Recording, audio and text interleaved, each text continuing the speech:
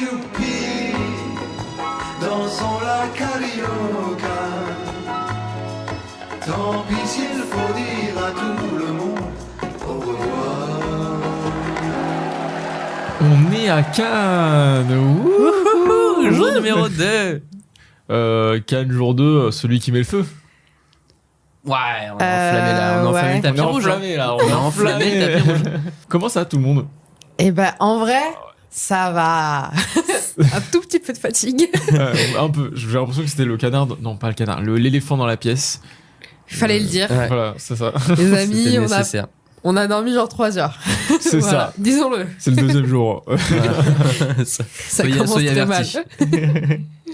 Avant que cet épisode ne commence, avant que vous entendiez nos avis sur les films, je peux vous inviter à nous suivre sur nos réseaux sociaux pour 3 raisons.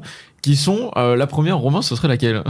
On poste énormément là en ce moment. Là, on poste c'est le énormément. feu. Putain, ce que j'allais C'est, dire. le coup de feu. C'est vraiment le coup de feu du moment. S'il faut être là, c'est maintenant. Ouais. La raison numéro 2, pour savoir quand sortent nos épisodes, justement, parce qu'on les annonce sur les réseaux. Évidemment. Et troisième raison, pour moi. Ouais, ok. Ouais, c'est vrai, ça se tient, ça s'entend. Et n'hésitez pas à nous noter 5 étoiles sur la plateforme sur laquelle vous nous écoutez. Cela permet de faire vivre le podcast. Putain, c'est beau ce que tu dis. Là, on sent que c'est pas hyper écrit comparé aux autres épisodes classiques. Mais Voilà. vous nous pardonnerez. Voilà, c'est ça. Faites-le, c'est gratuit, ça prend 2 secondes et ça nous aide énormément. Quant à nous, on va parler de beaucoup de films aujourd'hui, mais avant de parler de films, on peut parler de rencontres, parce qu'avec Romain, effectivement, on a eu la chance d'assister à la masterclass de Peter Jackson à Cannes, tout simplement. Peter Jackson qui a reçu donc la Palme d'Or d'honneur. Et qu'est-ce qu'on en retient de cette conférence? Ce qu'on en retient, c'est qu'on a un Peter Jackson qui est quand même content d'être là. Ça se voit qu'en gros, il s'attendait vraiment pas à avoir cette palme d'honneur. En tout cas, il l'a dit plusieurs fois que c'était pas du tout. Il pensait que son cinéma n'allait pas du tout aller dans des récompenses aussi prestigieuses que celle de Cannes. Hein. Mais bon, on parle quand même d'un mec qui a remporté 13 Oscars. Hein. C'est quand même assez intéressant quand même. Donc on sent que c'est quand même un cinéaste qui aime beaucoup raconter des histoires, comme il l'a souligné à plusieurs reprises, que c'était des histoires vraies qu'il aimait adapter, donc comme son film Heavenly Creatures, qui est un fait divers qui s'est vraiment passé. Et ensuite, les adaptations, ça lui a posé... beaucoup de questions lui ont été posées sur les adaptations, surtout sur celle du Seigneur des Anneaux, et comment adapter un livre aussi de ce qu'ils en disaient, aussi inadaptable au cinéma, et d'avoir réussi à créer une trilogie qui est juste une... c'est un pilier un peu du cinéma de Peter Jackson, et sans ça il aurait pas toutes ces récompenses et tout. Donc voilà, c'est quand même un moment très sympa. Il a raconté pas mal d'anecdotes sur la création et sur ses idées futures aussi. On a eu quelques insides une un petite peu exclusive. croustillantes. Voilà, donc ça fait c'est quand même pas mal de temps qu'il a pas fait grand chose. Ça fait 5 ans qu'il a rien sorti, je crois, parce que c'était 2021 son film sur les Beatles. Ah ouais. Donc ça fait quand même 5 ans qu'il a rien sorti. Mais bon, on retrouve un gars quand même qui est super joyeux, qui raconte plein de choses, et qui vraiment il se perd un peu même dans ses explications quand il raconte une histoire ou quoi. Ça sent qu'il est quand même assez investi dans ce qu'il fait. Ouais, on sent qu'il est vraiment passionné, mais même on lui a posé il lui a été posé des questions techniques, et là aussi tu sens que le mec est hyper investi, notamment par rapport au film des Beatles en fait, vis-à-vis de la pellicule, plein de choses comme ça, ou par exemple vis-à-vis des effets spéciaux numériques. C'est un mec qui est un filmmaker, comme on dit, un faiseur de films.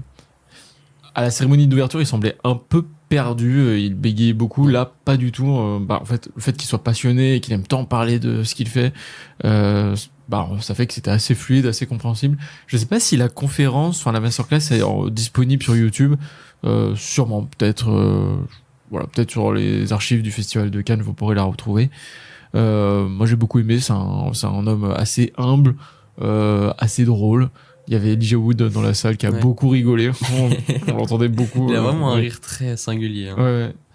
Alors, vraiment, c'était une super bonne ambiance, super bonne conférence, et des anecdotes effectivement très croustillante. Ça croustille. Voilà. Et bah voilà, c'était Peter Jackson. Voilà, une petite matinée en sa compagnie. Oui. On était dans la même salle que Peter Jackson. On a respiré le même air que Oh lui. my god. Maintenant que c'est dit, on va vous parler d'un film, puisqu'il s'agit d'un film en compétition. Il s'agit de La vie d'une femme de Charline Bourgeois-Taquet, avec Léa Drucker, Mélanie Thierry et Charles Berling. On y suit Gabrielle, une chirurgienne de 55 ans, qui est entièrement dévouée à son travail, à son service, mais qui voit son équilibre bouleversé par l'arrivée de Frida, une romancière qui veut retracer un peu sa vie, mais en tout cas son service. Alors, Charline Bourgeois-Taquet, ce n'est pas son premier film, et donc toi, Jade, il me semble que tu as vu certains de ses films. Oui, donc pour le festival, j'ai rattrapé Les Amours d'Anaïs. Et c'est assez drôle parce que c'est un peu la même histoire, quoi. Ouais. C'est-à-dire que ce soit donc dans les thèmes où ça va donc aborder des relations lesbiennes déjà, mais aussi tout le lien avec la monogamie, ou alors justement à l'inverse la liberté dans le couple, tout ça. Et aussi beaucoup, je trouve, sur l'égoïsme qu'on peut avoir, et l'égoïsme qui peut aussi venir justement dans le cadre des relations amoureuses. Donc au niveau des thématiques, et puis même le truc de la romancière, du coup c'était déjà le cas dans Les Amours d'Anaïs où c'était dans ce milieu-là. Mmh. Donc vraiment t'as l'impression que elle gravise autour vraiment des mêmes sujets. Ça la travaille. Mais donc je sais, en ayant vu les deux films en très peu de temps, quoi, je trouve que c'est un peu une redite, hein, honnêtement, de ce film-là. Et donc ça m'a pas énormément séduite. Ok. Romain, toi, qui étais aussi dans la même salle que nous, pour Oui, La vie d'une on était femme. tous ensemble. C'est vrai que l'histoire, alors comme dit Jade, hein, et je la crois sur ça, ça se sent qu'elle a déjà fait Merci, confiance. Mais je sens qu'elle a déjà fait. Moi, je la crois pas. Je pense que son précédent film ne parle pas de ça. Non, mais ça sent qu'elle a déjà fait une histoire comme ça, parce que t'as des plans qui sont intéressants, mais qui, je pense aussi, ressortent quand même de son précédent film. Je pense surtout aux scènes comme tu disais, des scènes d'amour. Ouais. Où voilà. C'est les mêmes plans. Vraiment, tu te dis, elle a une manière de filmer l'amour lesbien, quoi. Mais voilà, sinon j'ai trouvé que c'était, le niveau de la réalisation et de la mise en scène, c'est quand même assez ennuyeux. On passe pas non plus énormément de temps à sublimer un peu cette femme et tout. Enfin, il y a un truc qui fait que c'était j'étais un peu las de cette mise en scène. Après, voilà, Léa Drucker, franchement, j'aime énormément ce qu'elle fait en ce moment. Elle fait plein de films où elle a des rôles plutôt variés. Et là, on la retrouve un peu dans un rôle de chirurgienne. Alors, oui, voilà. Où elle était, parce que justement, elle était infirmière dans l'intérêt dans d'Adam. l'intérêt d'Adam, sortie l'année dernière. Et donc, voilà, ça a contribué en tout cas à améliorer mon image d'elle de film en film. Donc franchement, je suis d'accord, voilà, elle est très bonne dedans. Ouais, je salue la prestation, parce que franchement, après à dire aussi que le film tourne 95% du temps sur elle. Hein. Oui, c'est si elle très, est pas très, mal, c'est compliqué. très Là. tourné sur elle. Enfin, en tout cas, la plupart des plans et tout le scénario est fait pour graviter forcément autour de. Ça s'appelle La vie d'une femme. La vie de cette femme, la vie de Gabrielle. Donc voilà, c'est vraiment le très bon point du film. Moi, je n'ai pas hyper aimé, mais. Mais non. Déjà, encore une fois, les chapitrages. Après, on parlera de chapitrage plus tard pour un autre film, mais là, vraiment, c'était une catastrophe. Imaginez les chapitrages les plus clichés, les plus auteurs prétentieux à base de. Fondu au noir. Fondu au noir. Ouais. Chapitre 7, se reconstruire. Ou la pitié. La pitié. Je crois que le chapitre 10, c'est le dernier. Ah oui. Ouais. Mais qu'au final, il y en a plus. Et du coup, il y a des gens qui sont partis au 11e, ils ont fait ah non, là je peux plus. Je peux plus sauver le. En fait, le film, il y a des choses hyper chouettes, comme vous l'avez dit, par le jeu de Léa Drucker, par la photographie, parce que moi je trouve que les images, là, les lumières, c'est vraiment très beau. Souvent, même très souvent, le film tombe dans une artificialité, dans un académisme hyper plat, hyper ennuyeux. Mais même, du coup, Léa Drucker, elle s'en sort bien par rapport au dialogue qu'elle a, c'était vraiment pas facile, hein, parce que vraiment, Je suis d'accord. les dialogues, mais c'est imaginez le film, le drame bourgeois chiant à base de je te comprends et hop silence cut, on va sur une autre personne. Mais je me comprends aussi. Enfin, il y a que des phrases comme ça et je me dis mais personne ne prononcerait ces phrases dans la vraie vie. Et ce qui est hyper étonnant, c'est qu'il y a un décalage du coup entre parce que là, a priori dans le film, elle se projette à travers le personnage de Mélanie Thierry, qui est romancière et qui à un moment se dit mais je sais pas si mon métier sert à quelque chose. On va te rassurer, t'en fais pas.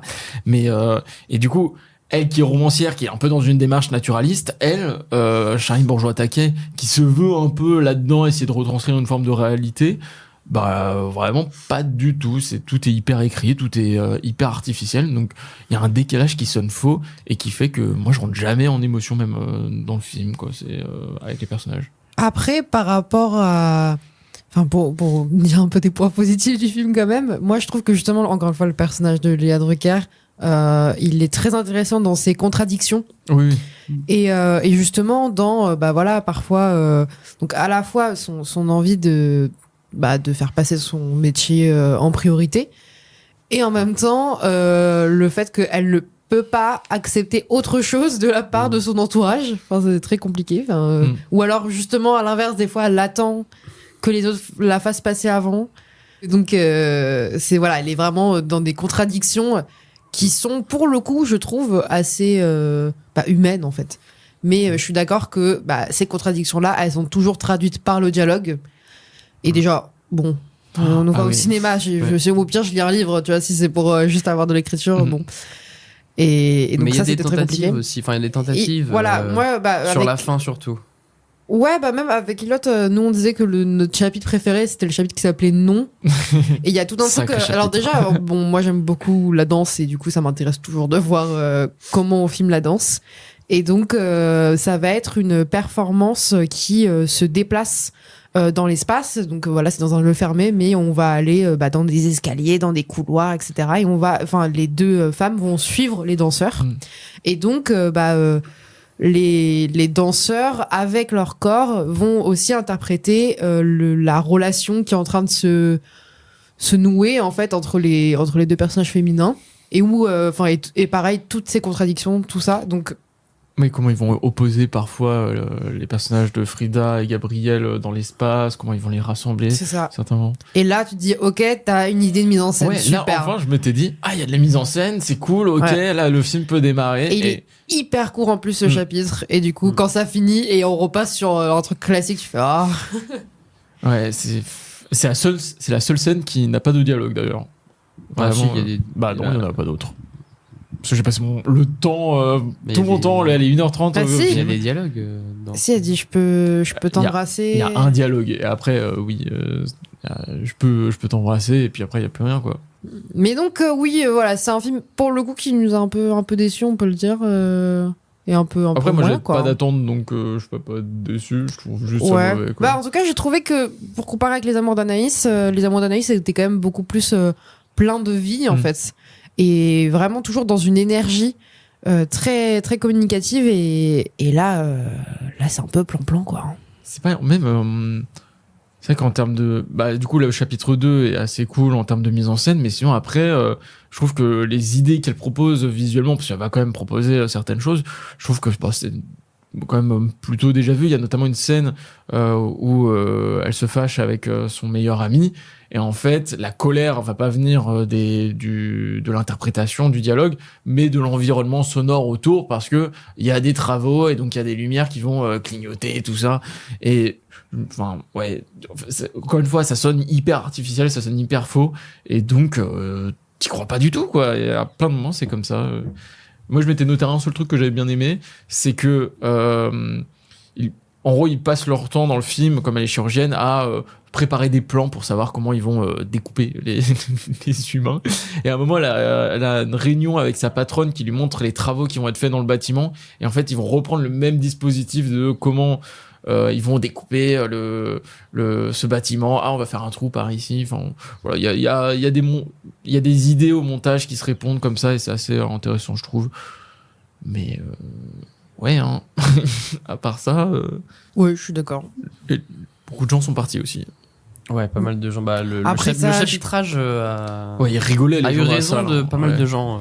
Sur la fin, surtout, ouais. Je Mm. peux comprendre. Pas mal de départs. Bah, n'hésitez pas quand même à aller le voir à sa sortie. Je ne sais pas, le 9 septembre, il sort en salle. Voilà, pour vous faire votre propre avis. Le film est en compétition officielle. Peut-être ça sera la Palme d'Or. On en pense quoi? Non. Ok. Je pense vraiment pas. Et vraiment à la grande limite, un prix d'interprétation pour Léa Drucker. Ok, ça pourquoi pas. Mais Après, on en a c'est tout. toujours- Je vois toujours pas ce que vu. tu peux avoir de plus là-dedans. Il est temps de passer au deuxième film. Ce deuxième film, il n'y a que moi et Romain qui l'avons vu. Parce que Jade était occupée à voir d'autres choses. Dont on parlera demain. Oui, dont on parlera demain évidemment. Il s'agit de The Match de Juan Cabral et Santiago Franco. The Match qui était, si vous avez écouté l'épisode d'hier, qui était l'une de mes grosses attentes de ce festival et qui était aussi l'une des tiennes, Romain.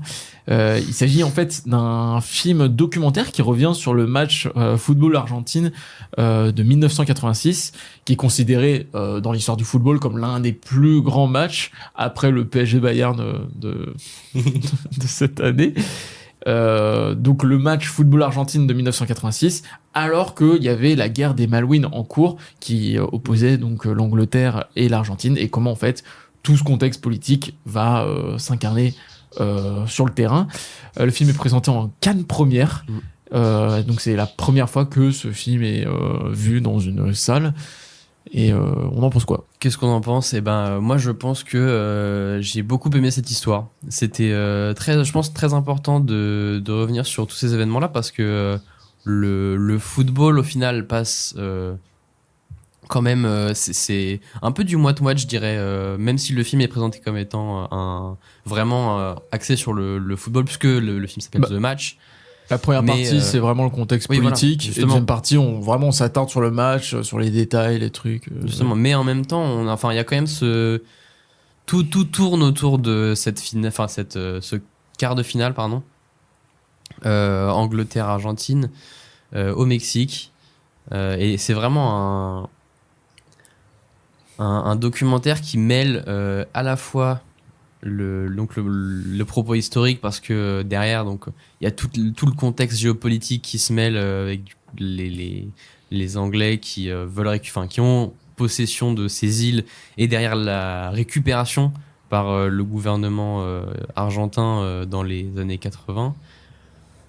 Franchement, et c'est montré avec donc t'as plein de parties d'histoire qui sont expliquées, et en même temps ça tourne autour de plusieurs matchs, parce qu'on n'est pas que sur le match de 86 aussi, on a le match de la Coupe du Monde de 1982, on parle aussi un petit peu du match de la Coupe du Monde de 66 avec l'invention des cartons. Enfin, on revient sur pas mal de choses intéressantes qui font que toute la construction avant du contexte géopolitique et du contexte de l'amélioration soit des règles du football, soit de comment jouer niveau stratégie aussi, hein. On a pas mal de temps sur les deux managers des équipes, disant que c'était des mecs ultra précurseurs, surtout le coach de l'Argentine qui ont fait des choix plutôt inattendus, on va dire.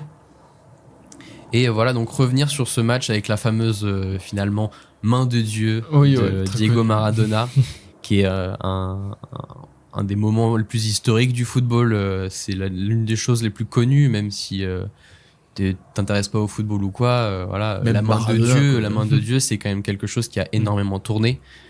Donc voilà, mais moi j'aime beaucoup le dispositif de ce documentaire.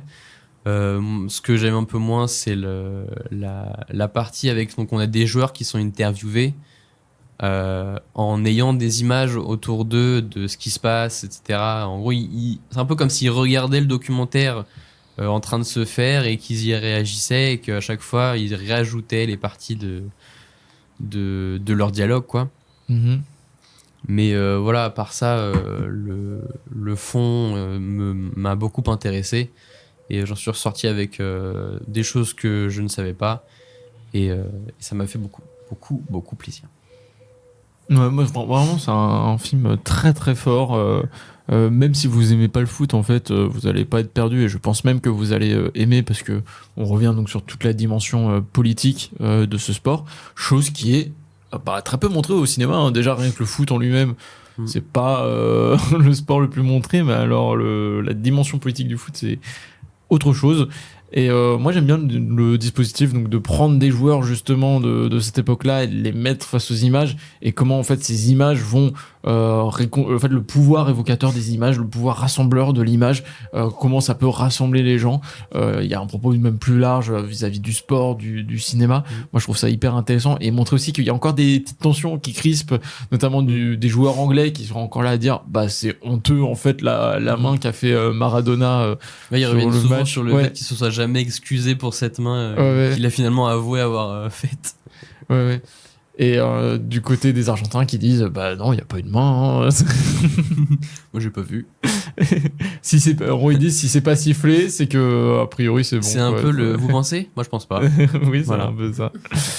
C'est un film qui se regarde hyper facilement parce que il va en gros il va apporter beaucoup de contexte donc vous serez jamais perdu même par exemple sur la guerre des Malouines. Moi c'est pas quelque chose un sujet sur lequel je suis hyper calé et on va bien prendre le temps de poser le contexte, comprendre toutes les tensions entre ces deux pays pour que au final quand on arrive au match et qu'on ait rétabli tous les contextes sur tous les petits détails, comment ce match en fait va dépasser juste le simple football, le simple sport, ça va devenir un destin qui dépasse les joueurs, une forme de planète qui s'aligne et ça c'est montré par la mise en scène aussi, plein de moments, moi j'ai des frissons même quand t'as la deuxième partie qui commence, même quand le match commence, parce qu'en gros t'as tout un décompte avant le match, 200 jours, enfin 200 ans avant le match, 200 jours avant le match, et puis après t'as le 5-4-3-2-1 avant le match, et là Et quand le ça coup de commence, sifflet. ouais, comme t'as toutes les tensions, comme tu ressens toutes les tensions aussi, maintenant, bah, tu peux comprendre dans quel état étaient les joueurs, enfin, c'est assez dingue. Et il y a plein d'anecdotes de fou, en fait, sur ce match, Ouais. donc, si vous aimez le foot, en fait, vous allez vraiment passer un super bon moment. Ah ouais. Ouais, honnêtement, c'est un vrai film de footix. Bah non, juste. Enfin, non. Non, pas de footix. Bah ouais, du coup, t'as vraiment fait. Ouais, si vous aimez pas le foot, y a pas de souci. Non, c'est un très bon film. Ouais. Et qui a pas de date de sortie pour l'instant, du coup. Peut-être. Je pense si. Enfin, j'espère Voilà. qu'il va être. J'espère qu'il sera distribué en fait. J'espère qu'il sera sorti en salle. Ouais, hein. Il y a un chapitrage, mais Oui, là, il y a un il est chapitrage. vachement intéressant parce que à chaque fois, on va revenir sur des petits détails de certaines actions, par exemple un morceau de pelouse ou tel joueur à tel moment, pourquoi il ne fait pas un tacle, enfin que des choses comme ça. Et donc, on va revenir sur des chapitres de petits détails qui vont être assez marrants. Et notamment, il y a un chapitre qui s'appelle La chèvre cosmique. Et pour moi, c'est c'est le meilleur chapitre. Et ben, c'était The Match de Juan Cabral et Santiago Franco. Maintenant, direction une autre catégorie, une autre sélection, puisqu'il s'agit de la quinzaine des cinéastes, si je dis pas de Oui, bêtises. tout à fait. Il s'agit de Butterfly Jam, réalisé par Kantemir Balagov, pas mal, avec Barry Keoghan, Riley Keough et Harry Melling. La prononciation est une catastrophe. C'est Riley Koff. Riley Keough. Dans le New Jersey, on y suit un adolescent surnommé Pete, qui est partagé entre la lutte, what the fuck. La lutte, oui. Il fait de la lutte. Oui, le sport. Ok, d'accord. Partagé entre la lutte et le restaurant familial. Et il y a des tensions dans cette famille, globalement, notamment venant d'un père un peu impulsif. Ouais. Je n'ai On pas peut vu le dire film, ça. donc je me base sur le résumé actuellement. Il n'y a pas de souci. Alors, donc effectivement, c'est le troisième film du cinéaste Kantemir Balagov, donc qui est un cinéaste russe, et c'est son premier qui se passe en langue anglaise, parce que donc alors j'allais dire les acteurs sont américains, pas tous. Il y a Barry Keoghan qui joue le père, qui est irlandais, et après donc c'est le premier film de Tala Akdogan, pardon, donc le personnage principal, qui est très bon dans l'exercice, mais donc je ne sais pas de quelle origine il est. Donc voilà, avec ce film, le réalisateur a quand même réussi à réunir un casting assez impressionnant. et qui est vraiment, enfin ils sont tous excellents. Et donc, alors déjà, c'était assez drôle parce que ce film m'a fait découvrir comment dire, une communauté que je ne connaissais pas. Donc c'est une communauté russe. Donc c'est la République de Karachayevo-Tcherkessie. Du premier coup, bravo. Donc pendant tout le long, il disait genre ouais, on est Tcherkesse et tout. J'étais là, hein. Et en plus, vu qu'il parlait, enfin je pense qu'il parlait un dialecte, il parlait pas russe quand ils parlaient entre eux. Du coup, j'étais en mode, je ne sais pas quelle langue c'est, je ne comprends rien de ce qui se passe. Mais donc ça c'est pas très grave, mais ça a fait donc découvrir aussi une culture avec ça, et ça j'aime toujours voilà, découvrir des choses que je ne connais pas. Mais c'est aussi un film qui, alors pour le coup, on disait pour la vie d'une femme que voilà, ça passait tout par les dialogues et tout. Non, là il y a plein d'idées de mise en scène. Il y a notamment une scène avec des alarmes de voiture qui est très très cool. Et effectivement, voilà, pour le coup, dès qu'on va avoir les émotions des personnages, ça va toujours passer par la mise en scène, ça va toujours passer par le corps, surtout. Vu que il est lutteur, il y a vraiment cette importance du corps, de la force aussi. Et ou même, par exemple, le personnage de Riley Keough est enceinte. Donc voilà, on va toujours avoir ces liens-là. Mais c'est vraiment, je vais pas en parler 10 000 ans parce que je suis toute seule, mais c'est vraiment un film qui m'a complètement séduite. Je me suis pas du tout ennuyée, j'ai trouvé ça, alors très dur par moments. Je pense même limite un petit trigger warning honnêtement, parce que il y a des scènes très très dures d'agression, on va dire. Ah ok. Mais c'est mais c'est mêlé à un onirisme qui est assez déconcertant au début, et qui en fait, je pense, si vous vous laissez un peu transporter par le truc, ça passe très bien. Et cet onirisme, il aide aussi à justement à surmonter la dureté de ce que vivent les personnages. Et de cet adolescent qui a dû grandir trop vite en fait, à cause de son père qui est un peu irresponsable, disons-le. Du coup, on déconstruit la figure paternelle.